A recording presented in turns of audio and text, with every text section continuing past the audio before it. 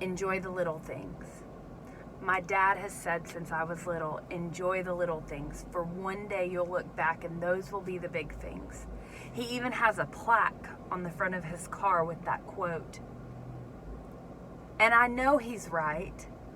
I can look back over my life and see precious little moments that seem to be fleeting in time, but are some of my favorite memories today. If you're like me, you have one of these.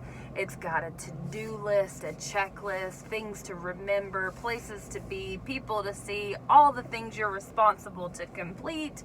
They all live in one of these. Sometimes I call that thing my brain because it seems to remember more than I can when my to-do list has made me insane. One thing I've learned, especially over the past year, is that busy is not a place where little things can happen and be appreciated for the big things that they truly are. You see, I can't remember a time when I didn't want to be a teacher. I can remember being a little girl and accidentally writing on my wall and being in so much trouble with my mom. I can remember naming my stuffed animals one by one, Bobby and Susie and Joey and Billy, and I was Miss Mandy and I was the teacher for the day, and they had to listen to everything I say. So in December, when I graduated and I could finally teach, and I got lucky enough to get a job right away in a classroom that was mine, I spent way too much of my time focused on the wrong parts of what was important in that room.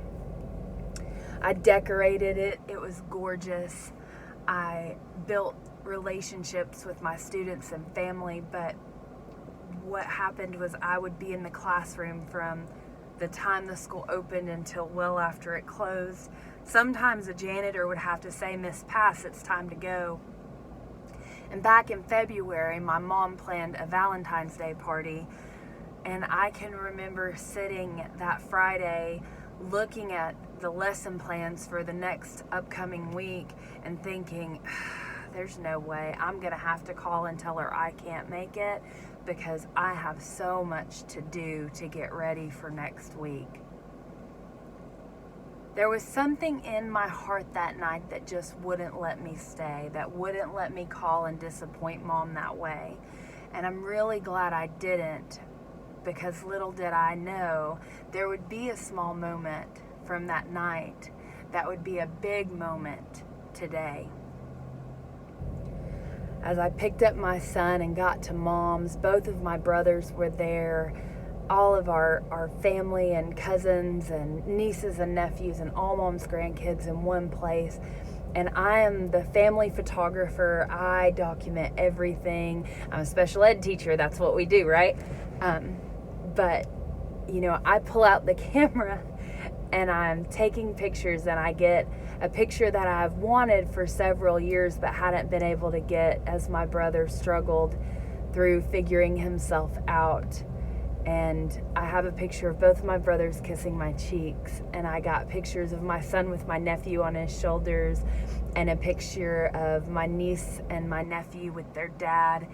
And the little moment that probably meant the most was the moment that my brother sat in the seat beside me in this car, and he was telling me about some of the things that he had dealt with while he had been gone so far. And I said, I don't need to know. It's not important to me. You're my brother. You're here now. I love you. Don't you see? And he became quiet, and I told him I was just happy he was here today. And we went to the store and finished our errands and rode back home together, listening to our music and chatting about the kids and how much they'd grown. And it was the first time in forever that I felt like my brother was home. Those little moments, they turn into big ones when things like losing him a month later happen. I fell asleep because I had worked myself to the ground, and I fell asleep, and I missed the calls.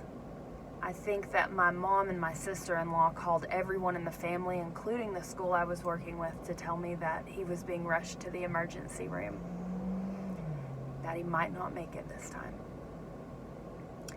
And on March 10th, my brother passed away. But I hold on to that little moment where he sat beside me. And I know I got to tell him I loved him. I at times wish that I had let him speak. But I know for me, just having the moment to tell him I loved him, it's a pretty big moment now. Dad's always been right. We gotta enjoy those little moments. They definitely turn out to be the big ones later. Oh, I'm already gone. I'm still the words I left behind. I'm still a memory to make you smile, and those will be there for a while. Though I'm already gone, when you look up to the sky, just find a star that's shining bright, and know I'm right there by your side. I'm still with you, even though I'm gone.